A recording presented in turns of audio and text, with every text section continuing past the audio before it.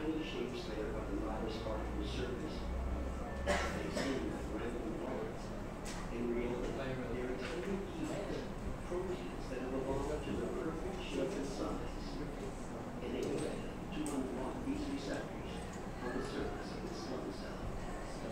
Like a smile and a handshake, the virus deceives the slug cell and is well later.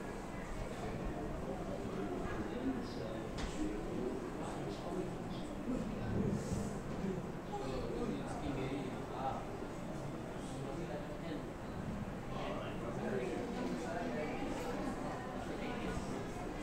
Okay, baik. Satu minit je video ni. Okay, baik. So, soalan cikgu. Apa yang awak nampak kat depan? Virus kan? Itu adalah antara virus. Itu adalah antara virus. Okay. So, selain daripada virus, apa lagi yang menyebabkan sakit? Bakteria kan? Bakteria. Okay, soalan cikgu yang kedua. Kenapa kita rasa, bukan kita rasa lah, kenapa kita susah untuk sakit? Sebab kan antibody. Kita ada antibody kita kan. Alright, siapa yang dikasih yang tak ada antibody? Semua ada kan? Okay. Baik. So, untuk tajuk hari ini kita akan belajar berkaitan dengan imuniti manusia. Bab 11, imuniti manusia. Okay, baik. Tajuk ni simple saja, tak ada benda-benda. Simple, sangat mudah. Okay, baik. So, boleh siapa-siapa beritahu cikgu? Siapa dekat sini pernah tengok anime? Siapa dekat sini? Attack on Titan. Ha? Kita tengok. Attack on Titan ni. Okay, Attack on Titan ada berapa wall? Ha? Ada 3 peranan. Ada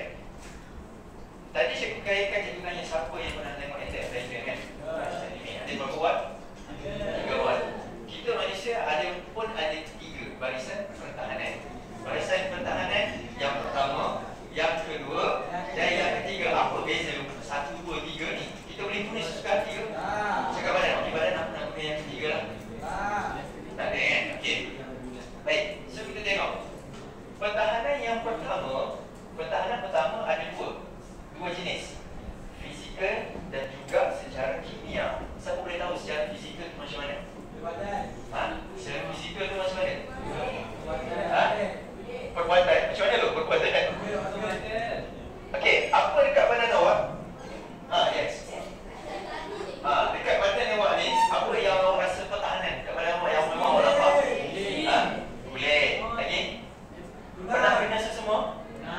Apa yang keluar dari hidung awak? Ha? Mucus kan? Mucus. Mucus. Okey, mucus ataupun bahasa Melayunya ingus. Kan? Lagi? Orang perempuan biasa pernah nangis? Tak pernah nangis. Apa itu nangis? Apa itu broken? Orang lelaki pernah nangis? Serius? Okey, menangis. Bila awak nangis apa yang keluar? Air mata. Tak keluar air terjun kan? Air mata kita panggil apa?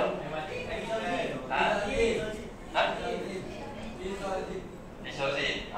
So air mata ni salah satu daripada pertahanan yang pertama. Lagi apa lagi? Pembekuan darah, muka kan? Lagi air liur, saliva kan? Saliva. Okey. So itu adalah pertahanan yang pertama. So pertahanan pertama ni benda yang kita nampak dekat depan ni lah. Kan?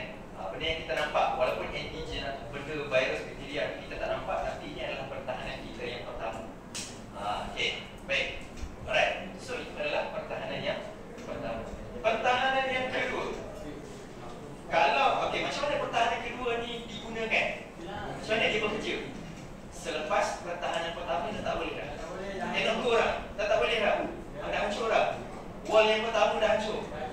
So masuk wall yang kedua. Pertahanan barisan yang kedua. Barisan yang kedua ni agak-agak apa? Epidermis. Okey, lagi. Epidermis. Okey, lagi. Kurang tepat. Barisan yang kedua. Kalau barisan pertama tadi melibatkan benda yang kita nampak. Barisan yang kedua ni apa dia? Demam. Benda yang tidak spesifik. Barisan yang kedua ni dia tak spesifik. Pertahanan yang tak spesifik. Fagositosis itu proses. Maksudnya barisan yang kedua ni apa dia punya mekanisme untuk pertahankan badan kita? Macam mana dia buat ni? Macam mana dia berfungsi? Dengan cara demam. Lepas tu dia berkata tadi dia tak spesifik. Kita sakit tu sebenarnya adalah salah satu tindak balas kita mempertahankan badan kita. Okey, kita sakit kata kita sakit tu selain daripada pertolongan kita melakukan dosa. Allah nak uji kita. Selain daripada tu dia juga adalah awak nak berdosa kan. Selain daripada tu dia adalah tindak balas yang boleh jadi badan untuk bertarung dengan virus bakteria dan so on. Okey. Pernah dengar keradanan tak? Keradanan.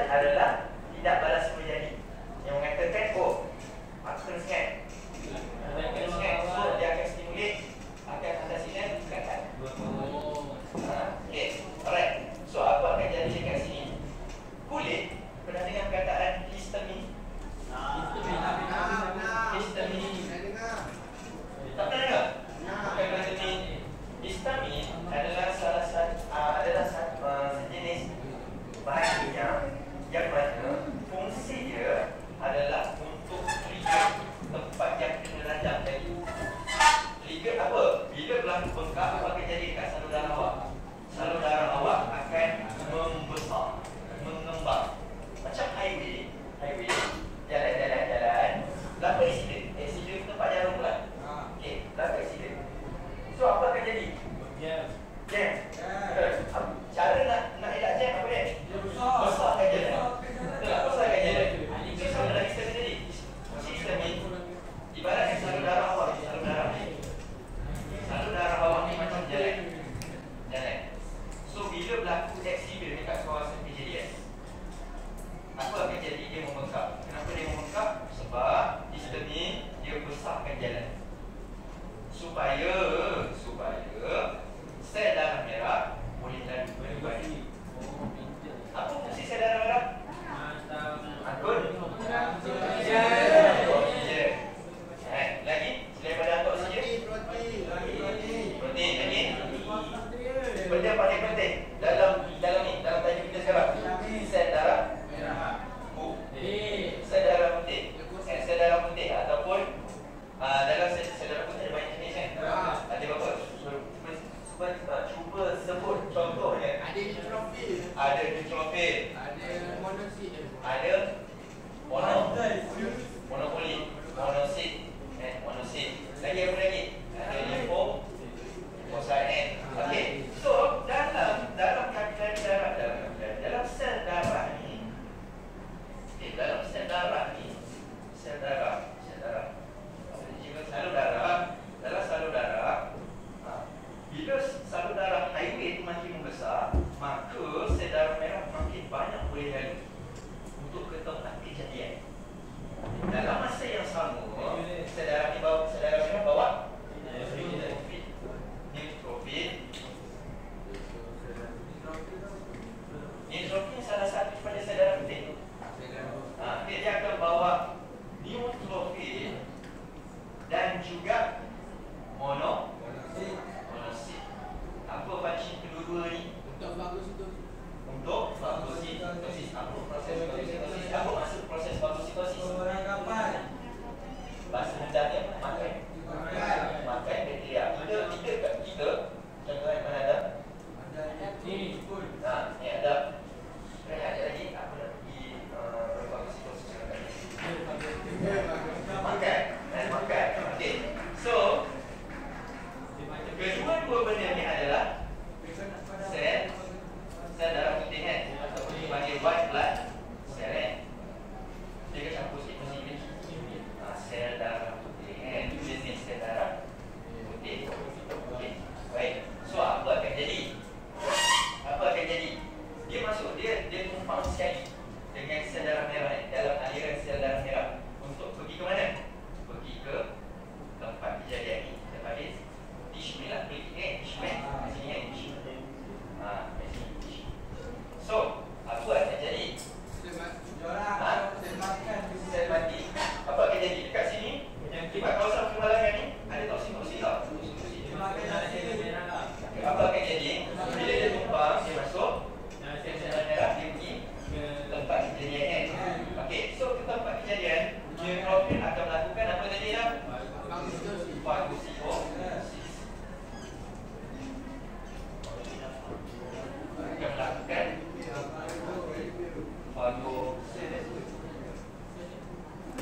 Okey, apa maksud fagositosis tadi? Makan. Makan toksin ataupun bakteria. Okey, baik. So, neutrofil ni dia sel darah putih yang segera, bertindak segera. Bertindak segera kan? Dia jenis sel darah putih. Masuk dia terus lah. Dia tak boleh cakap banyak lah. Masuk di kawasan kejadian dia terus sebab kan? Itu neutrofil. Monosit. Apa yang jadi monosit? Monosit dalam dia tengah on the way ke tempat kejadian, dia adalah monosit. Tapi bila masuk saja ke dalam tisu ni, monosit akan bertukar menjadi makro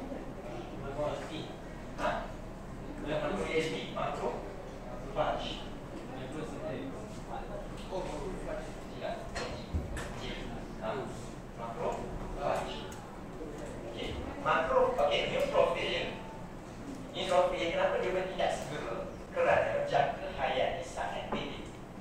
Sebab tu dia kata, aku tak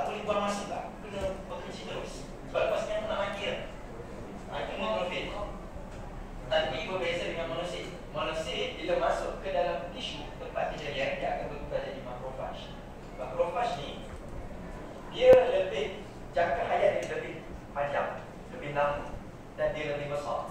Macrophage.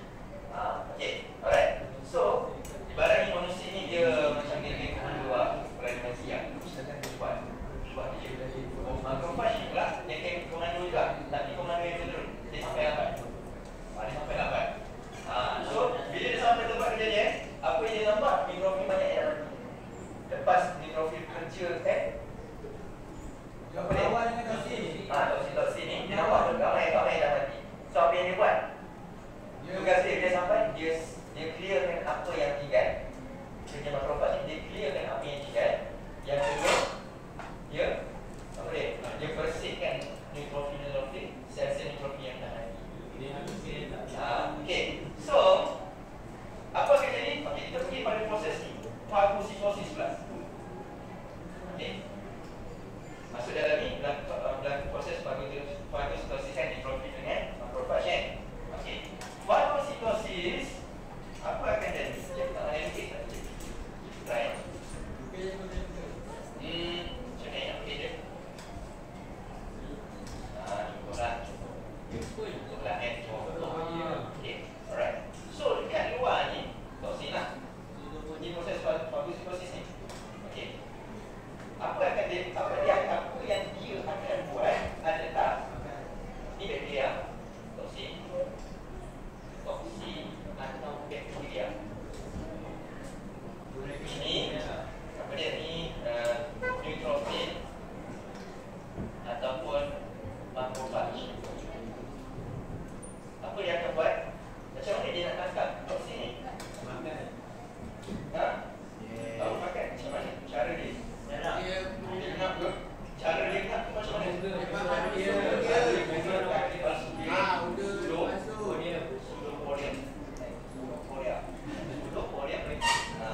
So dia memanjangkan kaki dia. Dia memanjangkan kaki dia. So dia akan tangkap. Masuk ke dalam. Dalam ni, dalam macrophage ataupun neutrofil ni ada satu kita panggil sebagai lisosom. Dah dengar? Lisosom. Dah dengar kan? Lisosom. Baru kan? Lisosom. Jadi apa pada dalam lisosom? Ada apa? Ada apa tadi? Sebut awal-awal tadi. Lisosim. Apa function lisosim? Merembeskan. Dia merembes. Lisosim yang merembeskan. Dia menghasilkan lisosim. Function lisosim adalah untuk menguraikan ataupun menghancurkan toksin. So bila dah masuk, macam kita masuk makanan, apa yang hancurkan makanan? Asid. So kat dalam sel apa akan jadi? Apa yang berlaku? Jadi asid juga ke? Tak kan? Dia ada lisosom yang mana lisosom yang akan merembeskan lisosim. Yang mana lisosim ni function dia bila toksin dah masuk kat dalam. Okay, so lisosim dia akan menguraikan, dia akan menguraikan sel wall, sel dinding bakteria tadi, toksin tadi. So bila lisosom memusnahkan sel wall, so apa akan jadi? Hancur. So bila hancur, mana pergi? Dia akan sikit balik dari kat luar. Dia akan jadi normal balik. Ataupun toksin tadi dalam keadaan yang hancur. Sisa sekali Dia makan dia berak. bahasa mudah dia cuma dimakan di berak. Dimakan di berak. Di berak dia betul. Yang besar tadi dia betul kecil-kecil. Right? Faham cakap ni? Okay? Right. So ni sisa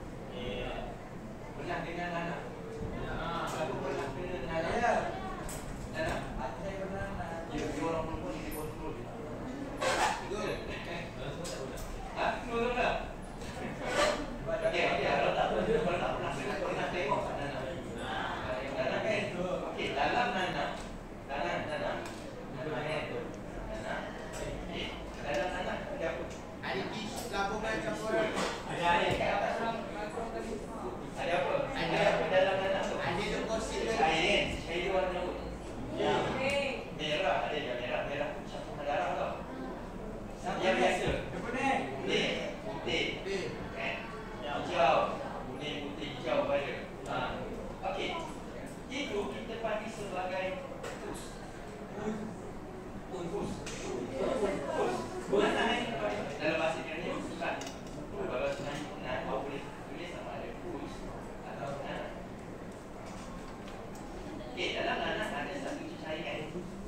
Tahu tak kandungan cecair tu apa? Tahu. Tak tahu? Tahu. Tak pernah rasa? Ada nama ni. Ha? Tak pernah? Ada bahasa tu. Ada yang pernah rasa? Ada. Okey, cecair hijau tu lah sisa baki-baki. Cecair hijau, cecair putih gawat. Awak cecair putih yang keluar dari nanas tu lah sisa-sisa pada hasil kuman. Dan juga nitrofi yang mati ni. Dia bila dah campur sedalam putih kan, dia dah campur dengan bahan-bahan kimia yang lain, maka dia akan keluarkan, akan menghasilkan warna putih, hijau, ni merah-merah ni sebagai berwarna juga merah darah sebagai tempat nanas tadi. Okey, keren. Faham saya ni? Faham? Okey, good.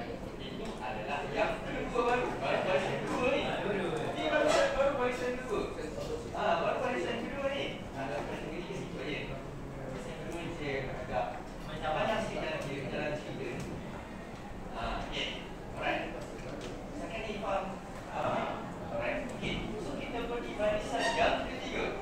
Okey, barisan ketiga ni betul-betul last defense punya.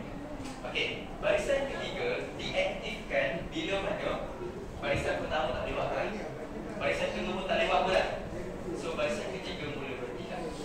Okey, biasanya penyakit sakit apa yang trigger ke barisan ketiga ni? Kanser. Kanser kan? Dan kita boleh ke punya kanser?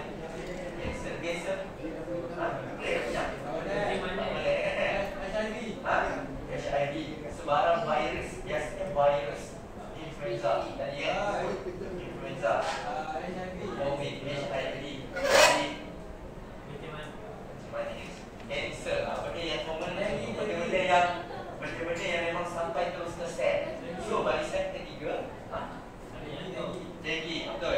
Dengue. So barisan ketiga ni lah yang akan bertindak pula lepas tu. Okey. So barisan ketiga dia akan melibatkan, barisan ketiga ni dia akan melibatkan limfosit.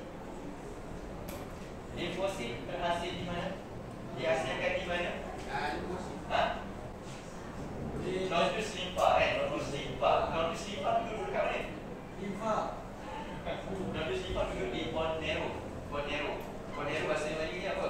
Tulang belakang kan? Sum-sum tulang awak.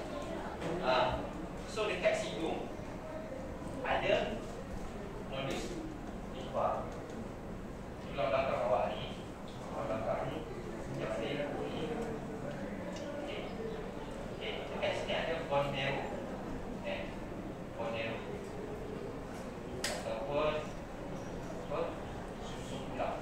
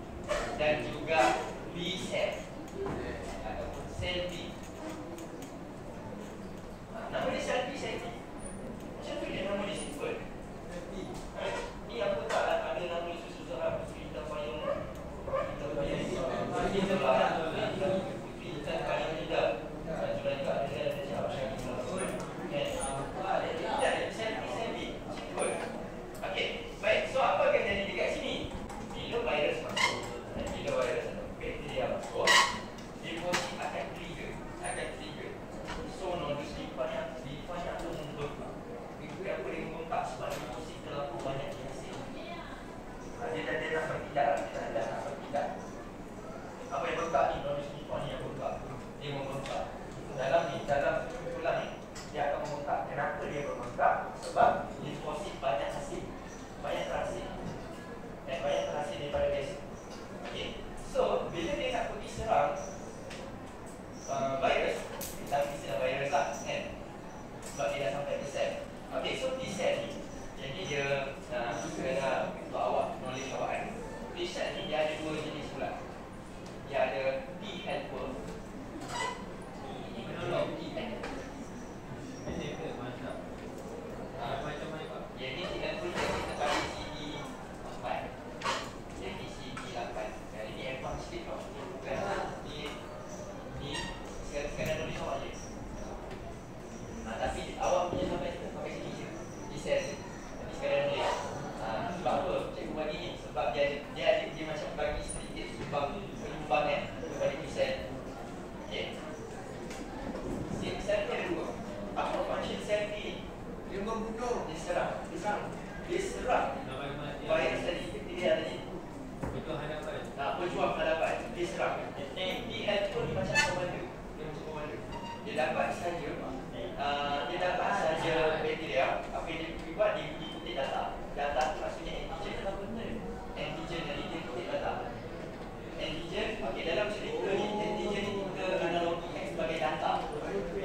Kalau awak tak ada data, awak takkan tahu pasal orang betul kan. So T helper ni function dia, T-cell ni so dia T helper. Dia kutip data. Dia kutip serang, dia minta, dia tengok kan, dia ambil data.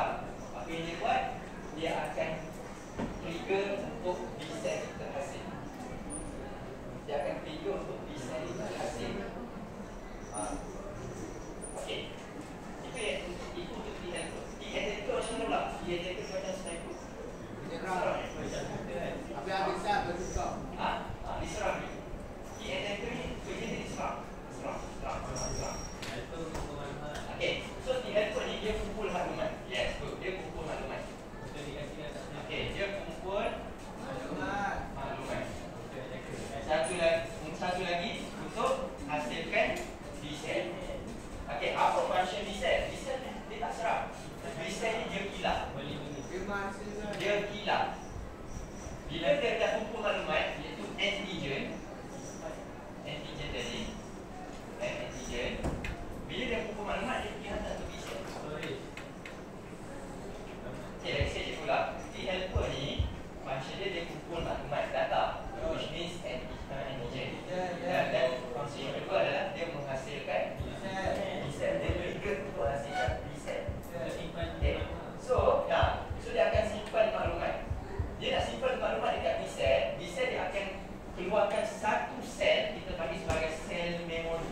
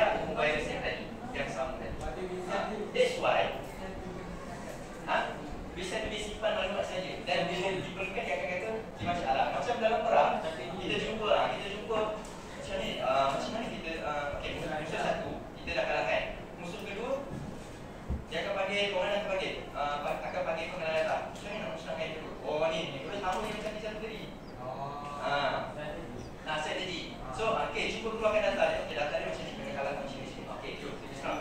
Kalah. Dia macam tu. Okay, alright. So, di sel ni, dia menghasilkan sel memori.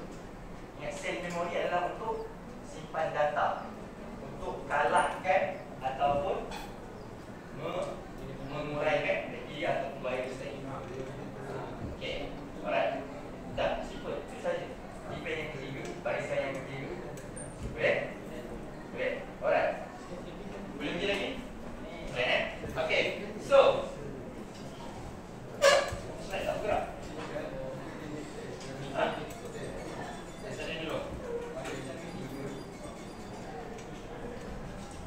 Okay. Sejauh kan? Ni keradang kan? Baru keradang kan? Nampak yang macam contoh paku. Sekarang aku yang menjadi isu yang rosak membebaskan sistem ni merangsang gerak balas keradang dengan stress master. Pernah tengok dalam cerita Korea, cerita Melayu, susah sikit nak cipta teknologi ni. Medical. Medical. Yang mengarut je tu. Cerita Korea, medical punya drama. Alahan. Pernah tengok yang pesakit yang alahan masuk, dia akan minta apa? Pertama, selain pada epinephrine, histamine. Ni mesti tengok sebab tengok untuk maklumat ni. Bukan tengok untuk belajar, tengok sebab dia punya tendensi dia. Okay. So histamine ni dia ada kaitan juga dengan alahan. Siapa kat sini ada alahan? Ada alahan. Macam orang yang lupa apa? Ya Allah. So alahan. Okay, alahan sikit ya alahan. Alahan ni dia bertindak bukan pada benda yang berbahaya. Dia bertindak pada benda yang tak bahaya. Dia macam dia nada-nada. Histamine ni dia bila alahan adalah tidak balas histamine yang mengada-ngada. Dia tak bahaya pun. Dia tak tidak juga. Lepas tu dia jadi radang mana semua bila dah ni dia macam apa? Merah hidung lah, merah hati buka apa semua kan. Sebab dia tidak balas histamine yang mengada-ngada pada benda yang tak berat, pada benda yang tak bahaya. Ada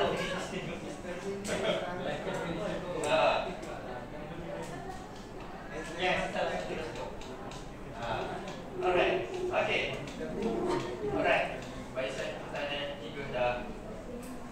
Okay, kita pergi pada tindakan antibody. Tindakan antibody simple je, senang. Ada 5 benda tindakan antibody. Yang pertama adalah pengaglutinan. Udah sana ni. Pengaglutinan. Okey, pengaglutinan. Pengaglutinan bahasa mudahnya adalah Penggumpalan. Penggumpalan. Antibody dia ikat antigen ni. Dia ikat pada antigen, dia menggumpal. Pada satu, contohnya awak seorang kan, dia seorang dan kumpulkan semua sekali garung untuk senang sel-sel limfosit atau fagosit ni untuk telan sebagai antus. Okey, aglutinasi. Pengaglutinan ni adalah proses di mana antigen ataupun antibody dia terikat pada antigen, diikat toksin-toksin ni menjadi satu gumpalan yang banyak daripada satu banyak dah pergi satu gumpal terus, kumpul sekali harum, senang sel fagosit boleh terus live. Adalah betul aglutinan. Okey, baik, kita tengok ni antibody mengumpulkan patogen bersama-sama dan menjadikan patogen sasaran mudah untuk diperangkap dan dimusnahkan oleh sel fagosit. Dia kumpul sekali harum terus. Dia kumpulkan. Alright, adalah pengaglutinan.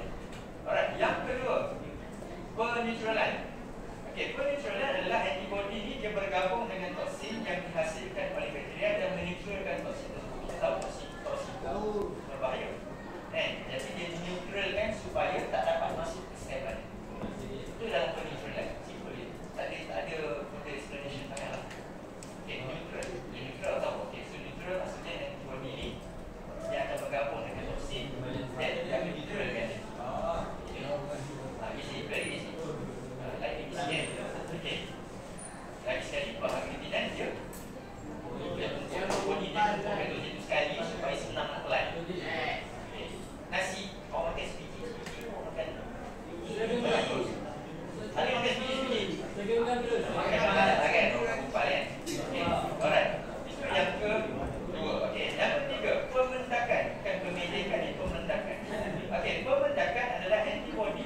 bertindak dengan antigen terlarut untuk membentuk suatu kompleks tidak larut yang mudah dimusnahkan oleh sel fagosit. Okey, toksin ni adalah benda yang larut. Toksin adalah benda yang larut. Maksudnya dalam bahasa mudah, cair lah. Dia macam cair. Dia larut. So, apa yang pembendakan ni buat? Antibody dia akan bersama-sama dengan antigen yang terlarut dan akan membentuk satu gumpalan. Satu gumpalan yang pada larut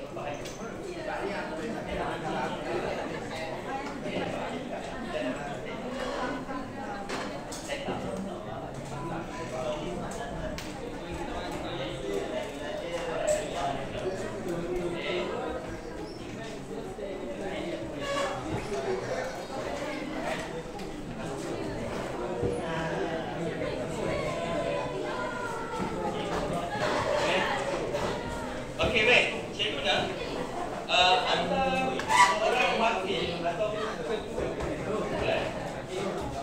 seorang ni.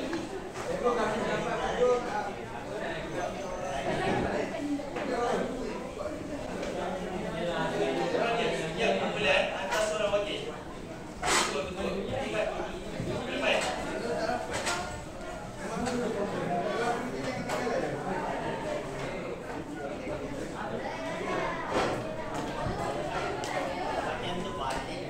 Okay, cepat. Tolong ke depan. Okay, baik.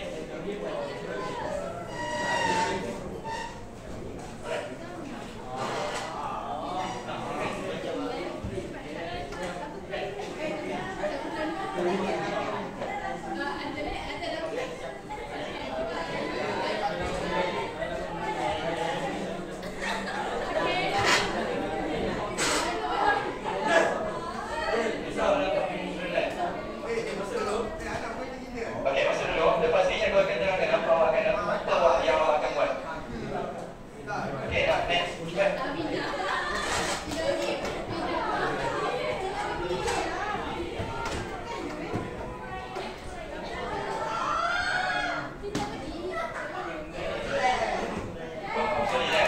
Okey, alright. Next.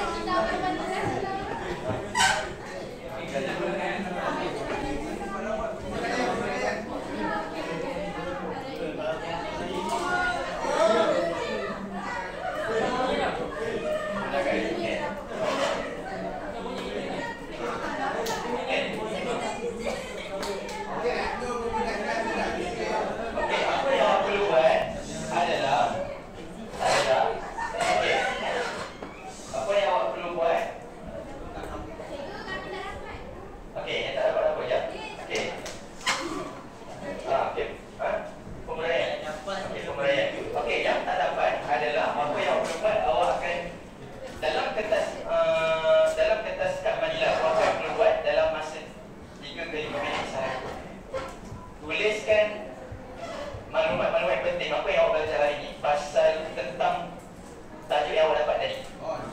Boleh? Siapa yang dapat pengagritinan, tulis yang pasal pengagritinan. Siapa yang dapat pasal license, yang tak dapat, tulis balik 3 barisan pertahanan tadi. 3 barisan pertahanan tadi. Tak perlu banyak-banyak, simple-simple sahaja. Boleh? Dalam masa 5 minit, boleh? Dalam masa 5 minit, sesimpel yang mungkin.